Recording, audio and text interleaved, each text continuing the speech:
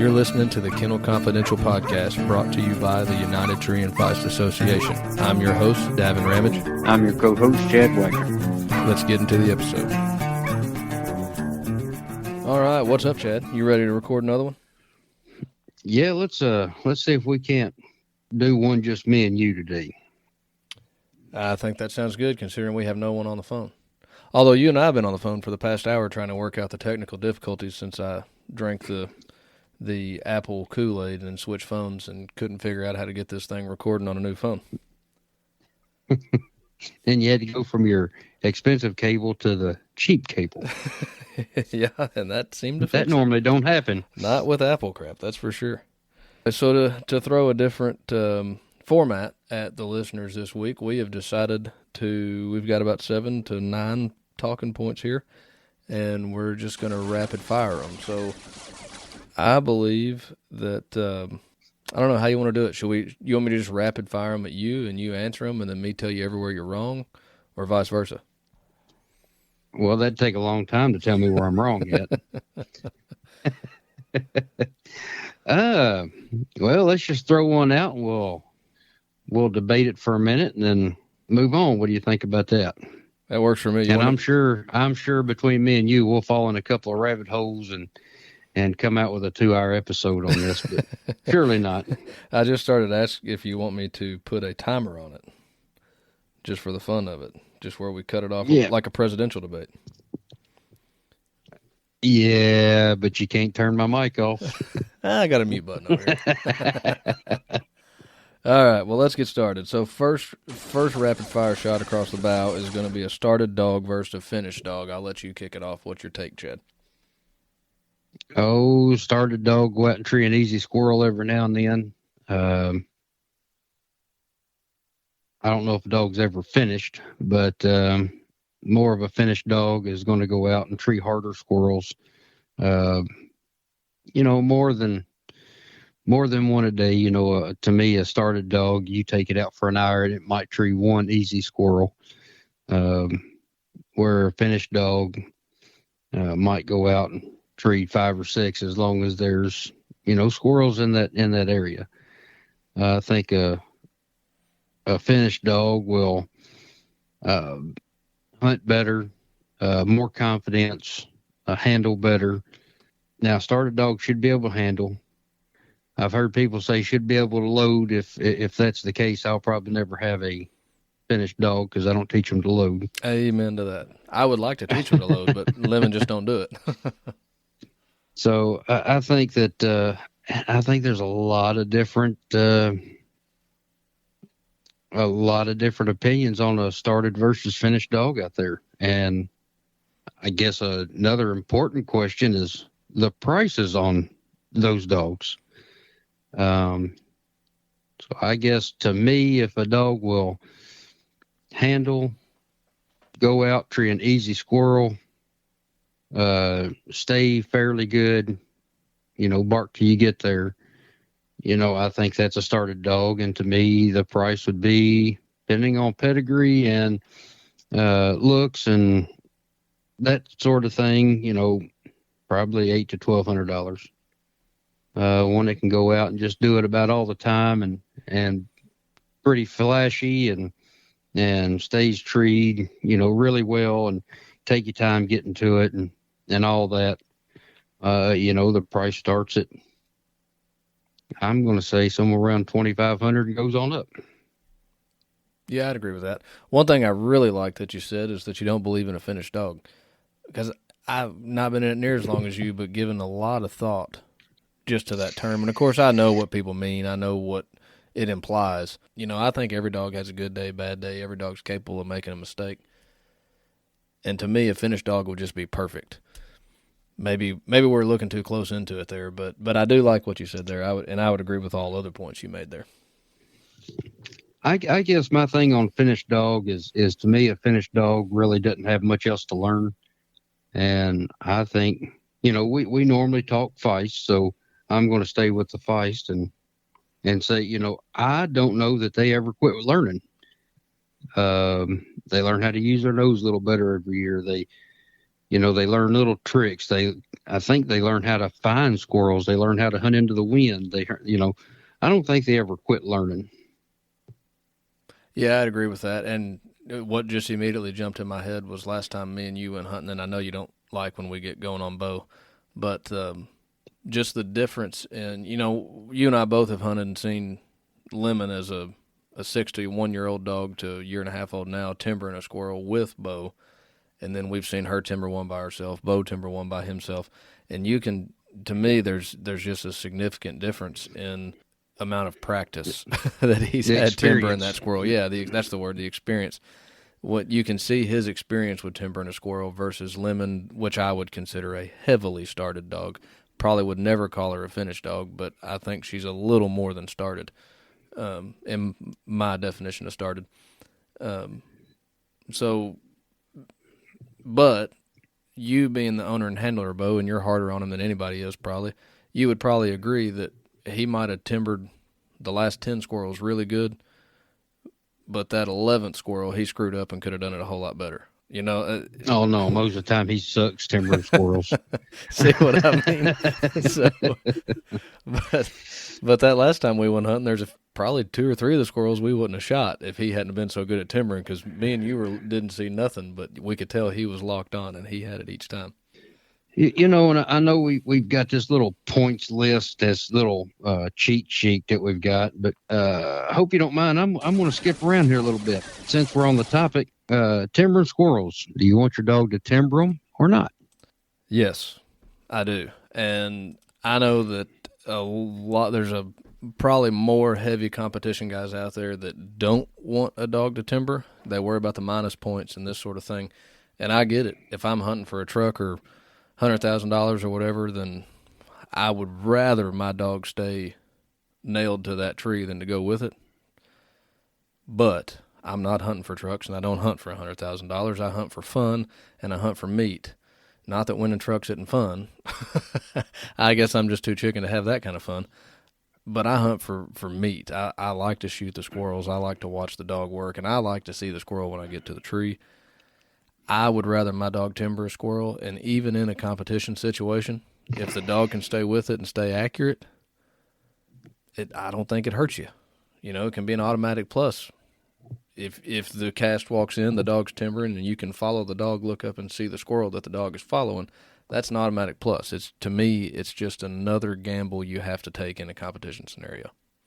Well, to me, I agree with most, but whether you're hunting for a truck or $100,000, if you tell me that we're hunting squirrel dogs and we're having a squirrel hunt, to me, a squirrel dog is supposed to produce game. It's supposed to put meat on the table. If that dog will not timber a squirrel, you have 0% chance of putting table fare on your table. If he will stay with it and timber it, you've got, I don't know what the percentage is, but you've got a better chance. To me, a squirrel dog should timber squirrels. And if I get a minus in a competition, I can live with that minus. I can, them kind of minuses don't bother me a bit because he's doing what he's supposed to do. And in competition, that's a rule that is very hard to write. Because if you're not real careful and you write it wrong, well, my dog was timbered, and you'll never get a minus even when a dog leaves a tree. So, that's a tricky rule to write, and I understand why they have it in there. I do like UKC's rule the best. If a dog is seen obviously timbering a squirrel and squirrel is not seen, that tree is to be deleted. Yeah. If the dog is timbering a squirrel tree to tree, squirrel is seen, it's automatic plus, like you said. So now if you're 100 yards away and you can't see the dog and you can tell he moved 75 yards to the right, you're going to get a minus because you just can't tell whether that dog was timbering or not. So chances are it probably was, but you can't prove it one way or the other. Right. So that's my take on it. I want a squirrel dog to timber the squirrel. Absolutely. Yeah. It, like I said, it just adds another layer of risk to the gamble, I guess. All right, so let's move on then. Let me restart my stopwatch here. Although we've done good. The first point we went about 5 minutes on. That was 3 minutes and 42 seconds. So I guess that counts as rapid fire. We never established the time, but I guess 5 minutes, maybe that's our benchmark. Although there's a couple points here I know we're going to get long on.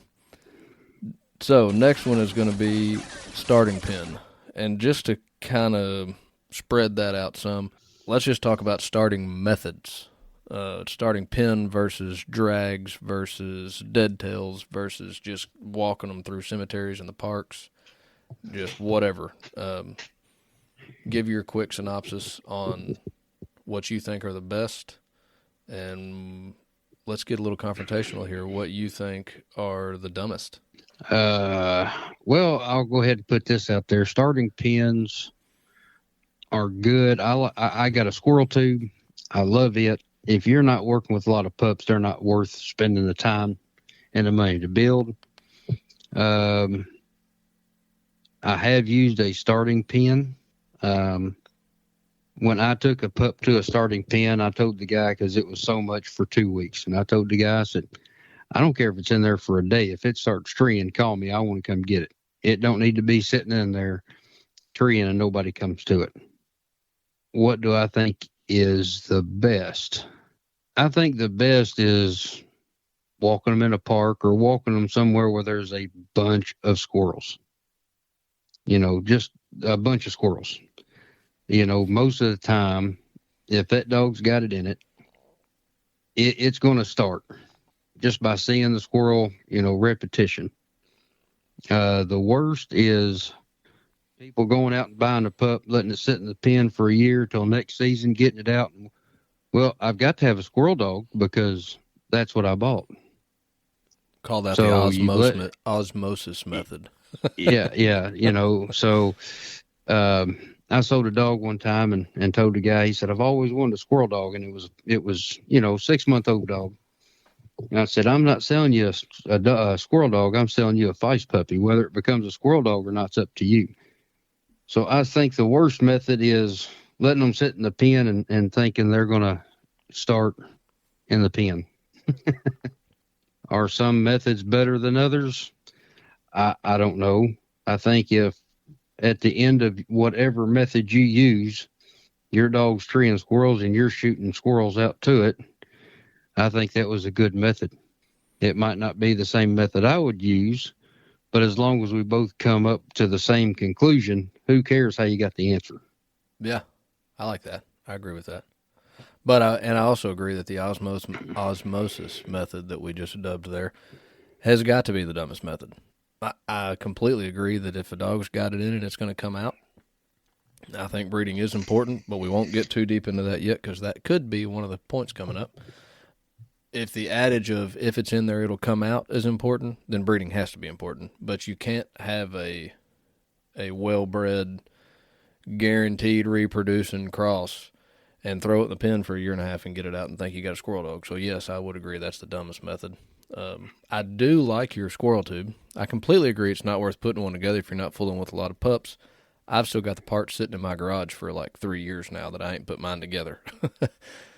I do. When I've come to your house and used yours a couple times, I do like the tube. I think for a young dog, that is a really good method.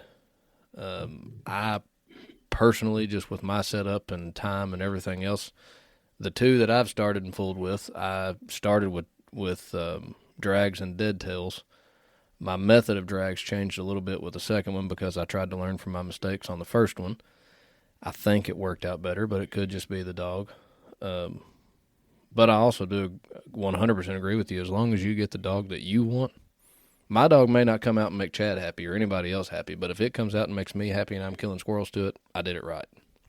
Yeah, and I think that's a big problem we have today is I look at your dog and it might not be exactly what I like, and it's automatically junk. Yeah. Social media the only effect. person Yeah, yeah. The only person that can say whether you've got a good dog or not is you. And back to the starting pen, I've got probably an acre or 2 acres up here. I could get 10 acres if I wanted it, but I've thought about it for the past 2 years, putting a starting pen in. I just don't have time to deal with it, I guess, or I guess I do. I just don't know if I want to. That's a lot of money in fence, post, time, clearing the woods so you can get a fence in, hanging feeders, keeping feeders full just to start, 2 or 3 pups, or maybe a pup a year, or maybe a pup every 3 or 4. And I've seen people, like I said, I've used starting pens. I knew a guy that had one, and I took a pup up there. I don't know if I could do that. People pay you money, they want to see results, and let's face it, not all dogs are going to show results. And that may not be the pen's fault. Yeah, and on top of that, if I've heard people starting dogs for $300 a month. If I take somebody's dog and I take it out and work it, well, I've taken time off my dogs. If I spend an hour a day with that dog, I've made $10 an hour if I do that for 30 days straight. That's not counting feeding, cleaning the pen, filling the corn feeders, doing all that. So to me, monetarily, it's just not worth it. That tube works out really well because I will guarantee you every day I take that pup to those woods, it is going to see a squirrel. Guaranteed. Can you overdo it? You can overdo anything. You can overdo food. You can overdo shots. You can overdo squirrel training. You can overdo anything. To me, it's just keeping an eye on the dog, and the dog will tell you what it's ready for, or, what it's ready for not. All right. That was 6 minutes and 47 seconds. Let's move on to, since we're kind of on the topic here of starting dogs and everything else, before we get to some of the other points, just to try to organize them, let's move on to what makes a top-notch competition dog. A dog that'll go hunting. Yeah, I'm not talking about blazing fast, 100-mile-an-hour straight line, 700, 800 yards and getting treed. I don't care if it don't hunt 50 or 60 yards. It just needs to go hunting. It needs to tree a squirrel, and it needs to stay treed. Those three, if you got those 3 things, which is what I like to have when I'm just pleasure hunting a dog, you're going to go to a competition hunt and you're going to compete. There's a lot of good dogs out there that can do those 3 things and do it very well. But I guess if I had to put my finger on an exceptional dog, what makes an exceptional dog, I think it's gears. I'll explain that. If you get out on a day and squirrels are running everywhere, that dog needs to hit 10 gears, tree them as fast as he comes to them, and just make it fast. Or you get out one day and there's very few, squirrels up. He needs to put it in granny low and just start grubbing them up. Some dogs are either going to be fast all the time or slow all the time, but a dog that can switch back and forth, I think, will make an exceptional dog. So that would be my answer. Well, I'm still waiting my turn on that once-in-a-lifetime dog. So I feel like I don't have enough at all experience to weigh in too much, but I think what I would add to that, maybe a couple things. A dog that can deal with every condition and every element. Leaves on, leaves off, wind, 20 mile an hour wind, 2 mile an hour, rain, sleet, snow, thunderstorm, tornado, you name it. Standing in a creek, I think a dog that can handle all elements would be very important. Also, I think a dog that'll gamble a little bit. To your point on the day when the squirrels just aren't moving and they got to grub one up, and a dog that'll gamble a little bit on its nose. The squirrel has maybe more of a chance of not being there than actually being there. Maybe the squirrel went up this morning before the sun came up, but the dog will gamble and take a chance and at least give the handler an opportunity to shake that vine, beat the tree, whatever your trick is to get it to move. But a dog that'll gamble on that scent and give the handler an opportunity to try to make the squirrel move. Obviously, too much gambling leads to a whole lot of circles, which leads to a whole lot of nothing. But I think it is important for a dog to gamble. If the conditions are tough and your dog does not gamble, it's hard to win. A dog that will gamble, if there's only two squirrels out and me and you both have a squirrel apiece and mine's gambling and I get a few circle points, well, I'm going to win. Yeah. So gambling doesn't hurt. Just as long as they don't get tree happy and just, a wood monster and just want a tree on nothing. And then I get upset. So, since we're on what makes a top-notch competition dog, I think this one will play on it. Does pedigree matter? Matters a whole lot to me. If you study pedigrees, whether it's horses, cows, sheep, goats, whatever, dogs, if you study pedigrees enough, you should be able to look at that pedigree and say, oh, these traits should be in this individual just by the pedigree, because you know what the grandparents produce, you know what the parents produce, So I think that if you read, study, look, research all that stuff, a pedigree, before you ever buy a pup, you should about know what that pup, the traits in that pup should be. So to me, pedigree means a whole lot. Now, is it everything? No, I don't guess it's everything, because I have seen some good dogs that, they didn't have a pedigree. Those are far and few between now. I don't think there's very many out there. The problem with that is you take a chance, you get that dog, and with no pedigree, you take it to the woods, it does a good job. Well, you breed the dog, and then you get two pups that look like little collie dogs, and you get one pup that looks like a German Shepherd, and one pup looks like a pit bull, and nothing that looks like a feist. Well, where'd all this come from? Well, that might have been the grandparents. So, that's something you got to watch out for too. Not only ability, but just for a breed standpoint, the pedigree is important. I'll second all of that. Pedigree does mean a whole lot to me, mainly because I want to know what I'm getting. I want to have some sort of expectation. And I know what you're thinking right now is I have too much expectation, so I'll say it before you have to. But I want to know what to expect. I want to know that the dog has a chance. If I've got the kennel and the time and the room, and I'm gonna go out and get me 4 or 5 pups from here, there, and everywhere, and just figure out which one I like the best, sell the rest once they get started. If they start, it would probably matter to me less. Young kids, young family, busy lifestyle, one dog man, pedigree matters a whole lot to me because and not even from the competition standpoint, just from not wasting my time in the wood standpoint. I want a hunting buddy. I want it to happen quick, as Chad knows. It would make me sick to think that I'm going to take a dog and not know anything about it, not know where it come from, not be able to look at the paperwork, and just hope that I get lucky enough that it's going to turn into a squirrel dog. I know my luck. It's not good. So that's just not my thing. So pedigree matters a whole lot to me. I agree with you. Is it everything? No, because I've always said that I think the best squirrel dog on the planet is laying in a barn somewhere and nobody's met him yet. I just like to think that that's happening.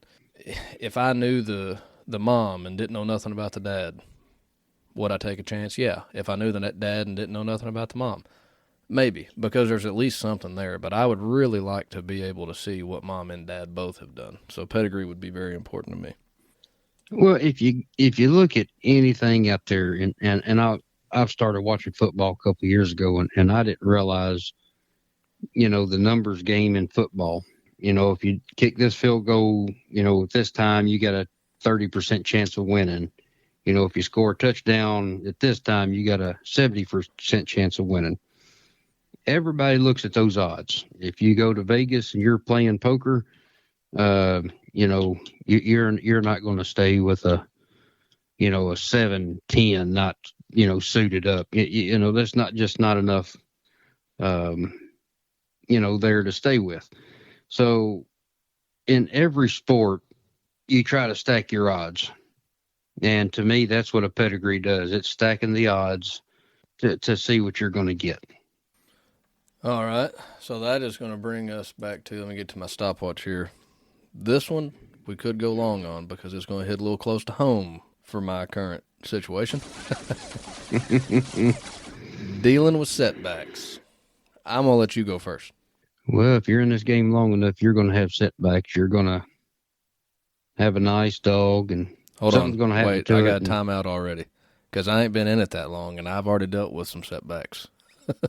So I think you should say that as if you're going to be in this at all, you will have setbacks. Well, there you go. There you go. Yeah, if you're going to be in it at all, whether it's a kennel fight, a car accident, falling off a log into a creek bank, spraining a ankle or tearing an ACL, having to put the dog up or having to put one down and not having anything to hunt that next year. So, everybody's heard my story with Old Cloud. I bred him. 2 weeks later, he got killed, and 6 weeks later, a litter was born. That was Junior. That was in November. So, that year I didn't have nothing to hunt all season. So, you get to that point and you have those. Unfortunately, I know Davin faced it here, I guess it's been 2 years ago now. Yeah, I'm pretty close. It'll be 2 years in March, a year and a half. And while we're on this topic, and I'm going to, I guess, kind of direct this at you because I haven't talked to you since I seen this, but not directed just at you, but and this will go along with the puppy training stuff too. So I was looking on Facebook, and every now and then you'll run across something that's pretty nice. You'll learn something. So on this, it shows a X-ray of a puppy, and all the bones are just floating in space. Nothing is connected. All the bones in the feet, all the bones in the legs, the wrist, nothing is connected. And when you get down looking through here, once grown around 12 to 18 months old, depending on breed, is when those bones actually, get the cartilage fused together, all the tendons, all the bones come together. I guess, form the skeleton. Up until they're full grown, there's space between them. So when you have these setbacks or when you're starting a pup or whatever, I've always said, is it nice to have a 6-month-old pup started? Sure. But you can push them too hard. And looking at this X-ray and reading this little piece here, I didn't realize how important it was to let a puppy be a puppy and give them some time. So I think that's something that everybody needs to think about and, quit, just jumping all over these 3-month-old pups, keeping them in the woods, and you might be doing more harm than good. That could be, because Lord knows that I push Lemon. And in recent developments, the doc has told me he thinks she has a partially torn ACL, which, as you know, Chad, has led me to be consternated for about 7 days now, unable to make my mind up because the dog is, I don't even know the word to describe her. So Monday, a week ago, today, she was lame. Whimpered when I drug her out of the box. Didn't hardly want me to touch her. Whimpered when she was walking on her own, packing her back right leg. I freak out thinking one thing and take her to the vet and realize that it's not that. It's actually maybe this potentially torn ACL. We didn't do any imaging. For anybody that's ever run into it, the vet did what was called the drawer test, which is a very old method of checking for it, but it's apparently accurate and popular because vets all over the internet still continue to talk about it and go on about it. So I trust my vet. I believe him. He says it's a partially torn ACL, so I have had Lemon put up with Kentucky Classic coming up this weekend. She has been put up for a week, hasn't been out. I have been grinding my teeth, giving her medicine, trying to give her time to heal, and then forced with a decision on how I want to handle this. Because she's no longer lame. I went out, that was Monday. She got the medicine prescribed to her, went out to her Tuesday to give her half a pill, and she was jumping at the gate, excited to see me. She's jumped at the gate ever since. I haven't seen her limp. I haven't seen her whimper. She pulls on the leash. She cusses me for putting her back in the kennel without taking her to the woods first. The dog appears in every aspect to be 110%. Unfortunately, she can't talk to me and tell me how her leg actually feels, and she does have medicine on board, so I'm still torn. Who knows if I'll participate this weekend or not, but I'll be there no matter what. So that is what I'm going to call my easy setback. Worst setback being Smoke getting run over and anyone who's listened to the podcast has heard that story. We don't have to get into it again. But that was a huge setback, obviously, because I'm a one-dog man. He was just getting going. Hell, I think that was the first competition I had him in. Setbacks are absolutely going to be a part of it. They may come faster than you're ready for them to come. If you're like me, you're going to have a hard time getting them past 18 months. But it's definitely going to be a part of it, and it's just something you got to learn how to take it on the chin and go. I do think that you can push a dog too hard. I'm a competitive person, very competitive-natured, always have been, whether it's playing my 7-year-old at Nintendo or playing football in high school. I've just always been highly competitive. And sometimes I think anybody who's like that has a competitive nature can let the competition aspect of it take a hold of them, and, they want to champion their dog out, or they, whatever, want to make the dog of the year list, or whatever the goal is. And they wind up pushing that dog because the dog looks okay, so I'm going to hunt it, and then that snowballs into an even bigger situation, which is where I'm currently at, torn between, is this dog actually okay? Maybe the vet misdiagnosed it, versus if it's a partial tear, maybe she's still healing. She's only a year and a half. She's only 15 pounds, I don't know. Hadn't made my mind up yet, but setbacks are certainly going to be a part of it. You got to learn how to take them on the chin and keep going. If you let them depress you, if you let them take you out of it, you likely won't be in it long. If I let it take me out of it, I'd have been out of it long before I ever started having fun with it. So just be ready for setbacks, I guess, would be my advice. That's the only way to deal with them, is just be ready for them and have a plan. Yeah, when we get this done and all that, Davin, you need to listen to this again, because I think you give some advice you could really benefit from. Well, I just started to say the best advice I got, and it was you that gave it to me, Chad, after Smoke got run over, was to just get back in it. Don't waller in it. Don't, if it's just going to happen. And hopefully not all your dogs get run over, but a setback of some sort is going to happen. Well, and if you don't have somebody pushing you into it like I did, my wife pushed me back in. I tried to push you back in.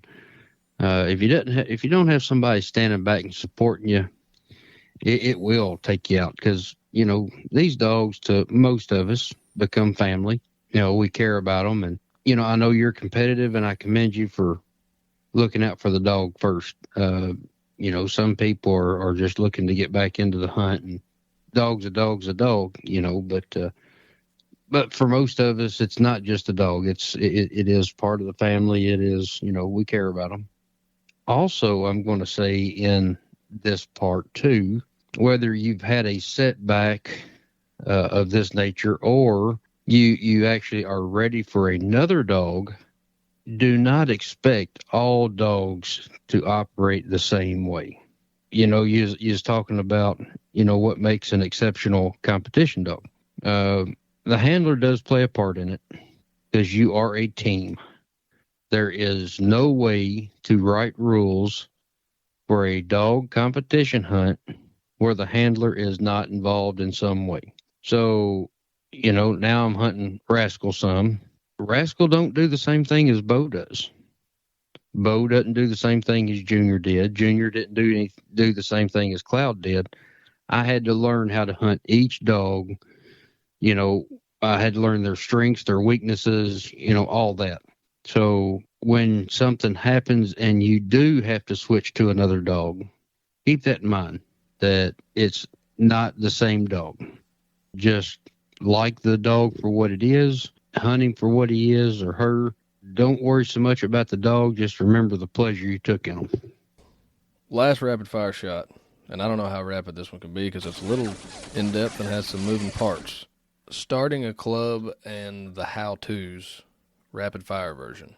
Everybody's always looking for clubs, people looking for hunts, whether it's UKC, NKC. I've seen some of those other registries, Alphabet Suit, if I'm going blank on, looking for where's the calendar this year. Haven't seen the calendar yet. There's a lot of moving parts and volunteer work that goes into those things that I think a lot of people discount. So your experience starting a club and scheduling dates and getting them sanctioned and that sort of thing, what's the rapid fire version of starting the club and the how-tos? Let's see. You got to figure out what club you want to use to host your hunts. We use UKC for, UTFA and now the new Shady Acres Club. So you get your officers together. You need a president, vice president, secretary, and treasurer can be the same person, or you could have two different people. You put a board together of people that would like to come help. Get on UKC website. They'll have a new club application packet that you have to fill out, and they'll require you to have a set of bylaws. And if you look on the UKC website, they will have a sample set of bylaws where all you got to do really is plug your club name into, plug your officer and board members' names into, and print it off and submit all that. Then if they approve you, you get to have 3 hunts that first year. All 3 of those hunts have to have a hunt master. And after that first year, you can have 7 events every other year, and you can use a hunt director. It sounds like a lot of work. You can get the paperwork and everything set up in a couple of days, then send that paperwork into UKC. It'll take a little while for them to get back to you with a club number, and then you can start scheduling hunts. The hard part is finding the people that will help you. And in about every club, you have 1 or 2 people doing it all. And that gets tiring after a while. But I get the question all the time, well, can UTFA come put a hunt on in our state? Well, find us a club, get the guides, get your state permit. We'll try to come do it. But we haven't had anybody take us up on that yet. So, well, and that's what I was going to say too. UTFA be happy. I mean, it's you're not going to make it hard on them. You're going to do wherever the state is. I know you well enough to know that you're going to do what you can to help them from Kentucky. But if it's the hunt that they want to put on, then it needs to be their responsibility. Well, we the way UTFA does it is we have officers and board of directors. We can have a classic in the state that our officer or board members at. That way, we'll have representation there. So Texas, Missouri, Mississippi, Kentucky, Indiana, New York, North Carolina. Who am I missing? I think that was it. So, all those states, we could put a classic on, but we don't know where a clubhouse is, in Missouri. We don't know the grounds in Missouri. We don't know the state laws for permits for people that's out of state. You're from that state, you can find out easier than I can. You're from that area. You can find a volunteer fire department or whatever. You hunt with guys there. You should be able to find some guides. The ground. Good ground. Good ground. So, I mean, to say, we don't have any hunts in our area, well, it's really not that difficult to put a club together, and now you have hunts in your area. And, UTFA is an association. We will be more than happy to try to help you, but we are not UKC. We do not sanction hunts. When it comes to hunts, we are just a club as well. In order to have hunts in your area, it's a lot easier for you to set up a club. All right. And Davin's getting ready to get waist deep into the club life here real quick. I don't know. I don't know. I'm going to find somebody to help me. Got some friends from Texas that are almost done working on a house up here. Maybe I just convince them to move up here. Well, I think that concludes the rapid fire points. That was kind of fun. We're going to have to do that again. Yeah, that was kind of fun. We covered a whole lot of topics and not a whole lot of time compared to a typical podcast. That was fun. And I know people are probably going to have more, they'll have questions on it. We went through some stuff so fast. If you have any questions on any of those topics, just put a comment on below do it on the Kennel Confidential page, please, because we can't go out to every Facebook page and check for the questions. or send us a, private message. And, if we get enough questions on each topic, maybe we'll revisit and just have a episode on that one topic, maybe. Yeah, that's an idea. And then also, if you have an idea for another rapid fire topic, I had fun doing that. I think we should do it again. Submit your rapid fire topics. Yeah. And if we get, I don't know, what, 7 or 8, we'll put together another episode. Yeah. So just a couple quick updates. First of all, we mentioned in the Justin Mitchell episode, the UMFA episode, the youth hunt, that we're in the process of kind of trying to get it put together and figure out where, when, who, what, why, coordinating a hunt. Look at how we just rolled right into that. So we're working on putting that together, and the day has been picked for December 14th. I don't remember if we said that in that episode or not. I don't think we did.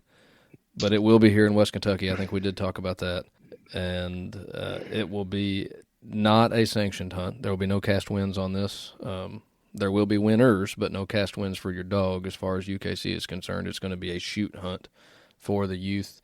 And then it will be followed by, I guess we'll call it a poor boy hunt that next Sunday, right? Is kind of what we decided, just to give people the opportunity to get a cast win while they got a dog here. Yeah, while they're already here. Joni Moore is just the greatest lady. She just does everything. She's very artistic and she keeps me straight. So she's put up a flyer, youth hunt. It's 17 years of age and under, December 14th. We're going to hold it at a Twin Lakes Coon Club. That's 1000 Curd Road, Hardin, Kentucky. This is breaking news to me. I'm going to Facebook right now to try to see this. I haven't got it on Facebook yet. So. Oh, okay. I got you. So then watch out for the flyer. It's coming. Yeah. We're going to do however many kids we have. We've got enough dogs for several. Each team is going to have a limit of 10 squirrels per team. So if 2 teams bring in 10 squirrels, we're going to weigh them up and let the poundage decide the winner. We're also going to have a biggest squirrel and smallest squirrel. I'm still working on ATI for their sponsor to bring the 410s with them. And this is very important. Any youth that's over 12 years old must have a Kentucky hunting license and LBL permit. And the LBL permit, I'm going blank. It's like buying gas to me. It's just one of those things you buy and you don't really look because you need it. But it's not very expensive, I don't believe. It's $25 a year. A year, yeah. So 1 day hunting permit for a non-resident in Kentucky is $25. So you would have a $25 non-resident 1 day hunting pass and $25 to LBL. So you're looking at $50 for your kid to have a good time, or niece, nephew, whoever it is, neighbor's kid. And then the next day you would not have to worry about that hunting permit or LBL permit, because the poor boy hunt the following Sunday will be a sanctioned event. So really you can get by and get 2 good days of hunting in on $50 for a 1 day hunting permit and a LBL hunting permit, and you'd be good to go. Would have to check on, because I know under 12 does not have to have a license in Kentucky. Yeah, that's here too. Annual youth hunting, ages 12 to 15 only, this says. Non-resident is $10. Okay, so there you go, $10, 12 to 15. And then if they're, if they're 16 or 17, it's going to cost them the $25. So under 12, you don't have to have. 12 to 15, it's $10, and that's for the year. 16 and above. That's an $10 is for the year. That's an annual youth hunting, non-resident, $10. Yeah. Okay, so if you're close to Kentucky, you can come back and hunt. That's right. They can come back and hunt, and and we're going to have adults go out on the cast. So adults will be handling the guns. So even experienced 17-year-olds. The adult will be handling the gun. When the squirrel's seen or whatever, the adult will hand the gun to the youth, and they can shoot. We'll have more details coming out. We'll put them up on the Kennel Confidential page, and of course UTFA page and UMFA page, and probably several others. Another quick update coming up this weekend, which will be coming up this weekend, 18th, 19th, 20th. Yes, the Kentucky Classic on the 18th, 19th, and 20th is a UTFA hunt, also held out of Twin Lakes Coon Club at 1000 Curd Road, Hardin, Kentucky. Tree and Feist, Mountain Feist, Brigham, bench show, HTX hunt on Friday. Yep, HTX hunt on Friday, and then Morning, afternoon draw on Saturday. And is Sunday a poor boy? Is that part of the Classic? That's Poor Boy. That's what I Yeah, thought. it'd be 2 rounds on Saturday, so it's not elimination. So double cast winners will win over single cast winners, and total plus points will determine placement. There's a tiebreaker for multiple double cast winners. It's the same way we've run them for several years now. Last update, and I'm going to try to rapid fire it again just because I had fun with rapid fire. So let's do a Dog of the Year update because competition season is getting stirred up just in time for limited tear and ACL. This was on the UKC's website, compiled October 1st of this year, so please do not throw anything at me. If it's reported wrong, this is off their website, compiled October 1st of 2024 is what it's showing. So we're going to rapid fire. I'm going to run a timer and see how fast I do the Feist and then try to beat it with Kurz. I'm just going top 7. It's probably going to go beyond 7, so don't judge me for that either because just looking at the Kurz real quick, we've got 2nd, 4th, and 6th place is tied several ways. So I'm just going to read until I get to somewhere around 7. All right, so here we go. Well, you do the Feist, I'll do the Kurz. Okay, that'll be fun. Little competition. You got it pulled up and ready? Yep. All right. On your mark, get set, go. First place is Plant's Rippin' Robber, owned by Vance and Anna Plant out of New York with 18 wins. Second place is Cedarwood Silly Sally, also owned by Vance and Anna Plant out of New York with 14 wins. Third place is Kelly's Souped Up Super Sage, which is a mountain feist owned by Marty Kelly out of Ohio with 10 wins. Fourth place, Chipman Ridge Roxanne, mountain feist, no longer owned by Aiden Mitchell like the list says. I can't remember the guy's name, but it's got 9 wins. Flamin' Little Bear's Son is a tree and feist owned by Doug Marlowe out of Illinois with 8 wins. Changed hands. Oh, all right. Here we go. Murray's Dirty River Tree and Feist, Chucky Murray, Kentucky with 6 wins. Outback Blackjack, mountain feist owned by Ronald Jacobson, Wisconsin, 5 wins. McCarson Smoking Sage, Jamie McCarson, Tennessee, 5 wins. And that is all. That was 53 seconds, Chad. Beat that. On your mark, get set, go. Got Gamble's Burley in first place, 8 wins. Used to be owned by Leroy Gamble. He has changed hands. Razor's Dark Alley, Mountain Cur, 6 wins. Alan Franklin. Thunder's Black Rooster, Mountain Cur, Alan Franklin, 6 wins. 2020 Amazing Grace, Mountain Cur, Scott Blevins, 5 wins. Bailey's Big Oak Sweetie, Tree and Cur, James Bailey out of North Carolina, 5 wins. Mad Cat's Thunder Bella, Madison Smith, Mountain Cur, 3 wins. Riley's Master Dewey, James Riley has passed away. His nephew's hunting, I believe, for him. Tree and Cur out of Ohio with 3 wins. Piney Creek Ruger, Mountain Cur, Heath Williams with 3 wins. Long Branch Dock, Mountain Cur, Robbie Anderson, North Carolina with 3 wins. Maddie's Tree and Daisy, Tree and Cur, Matthew Osborne's owner, Michigan, 3 wins. Eyes Nitro Elvis, Mountain Cur, David I, Virginia with 3 wins. And that's round out all those. Minute and 24 seconds, but you did have 1, 2, 3, 4, 5, 6 dogs in 6th place. So, yeah, I'll give you a handicap on that. That's 11 dogs, yeah. Yeah. So as it stands, it takes, what are we at on the Mountain Cur side? 3 wins to get in, or I guess 4 wins would get you in the Dog of the Year list.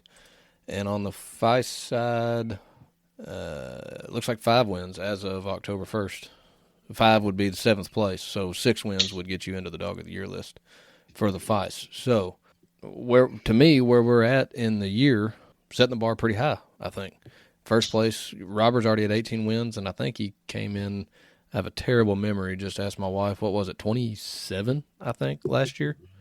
Something like that, yeah. Way up he there. had a bunch. Yeah. So anyway, congrats to all of those people and their dogs, or the handlers hunting them, and wish them the best of luck. And I believe that rounds us out, Chad. Seems like a good time to wrap it. Sounds good to me. I got dogs to see you. All right. We hope to see everybody this weekend.